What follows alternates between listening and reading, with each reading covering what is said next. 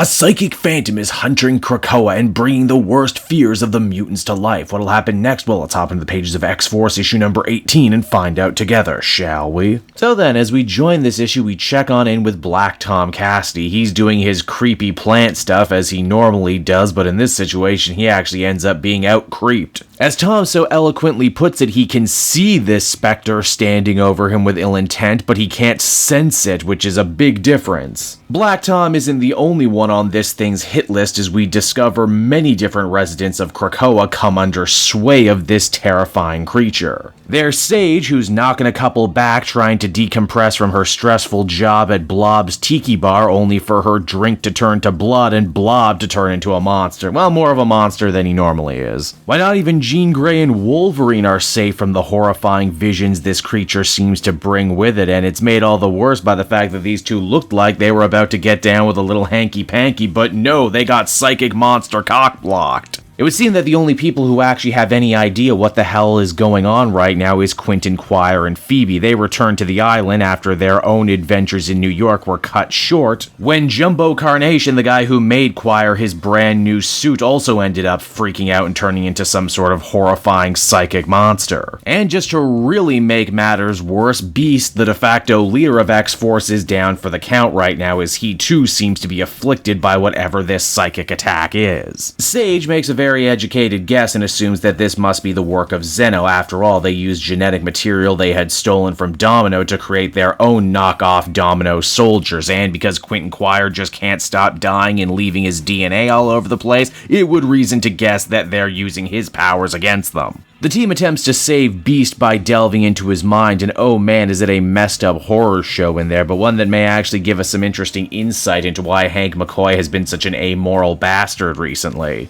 You see, in his nightmare, Beast is back in school and the teacher is calling him stupid, and Hank feels that if he isn't smart enough, that means he's not in control, and if he's not in control, what is he? Furthermore, this psychic Freddy Krueger that is invading everyone's minds at their most vulnerable also just so happens to be trying to get a bunch of Krakoan secrets off Beast. And while he's certainly a jerk, Beast ain't no snitch, preferring to die instead of giving up the island. No, I literally mean he would prefer to die. Him and Sage even worked out that protocol on their own. Seeing as together they probably know more secrets about Krakoa, and definitely more of the dirty secrets than anyone else, if any of them ever came under psychic control, they both agreed to kill the other to make sure those secrets couldn't come back to bite mutant kind in the ass. Wow, that is pretty hardcore. This also means Beast is going to be off the table for the foreseeable future. Again, they're not exactly sure when or where this psychic monster will strike next, and because Quentin Quire blames himself quite heavily for all of this, he vows to enter the ether and do battle with this psychic creature one-on-one in a good old-fashioned psychic duel. Getting there is easy enough, and Quentin is greeted with horrifying images of disfigured versions of himself stuck in tubes, again not unlike what he saw at the Zeno Monster Factory early on. But of course, the question remains, what is Quentin Quire's worst fear? What demon will he have to overcome if he wants to save the day and the rest of X-Force? Well, the answer should be pretty obvious, and that is, well, himself.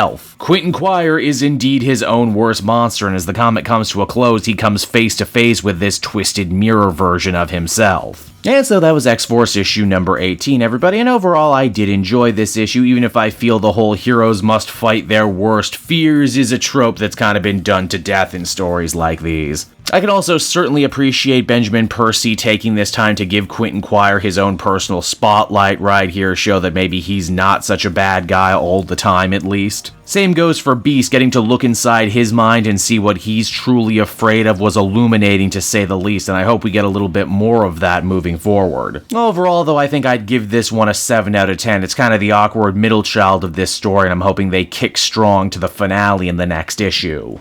Hey there everyone, Cape Joel again, and I want to thank you so much for watching to the end of the video. As always, if you liked what you see, be sure to like, subscribe, comment. It really helps drive engagement and helps me out too. Also, if you are a patron, which you can become for as little as $1 a month, you will get exclusive content that no one else can ever see, and you'll get to see the Comic Multiverse podcast before anyone else too. You can check out all this and more down in the description. And until next time everyone, this has been Cape Joel, and I'll see you all next time. Cheers.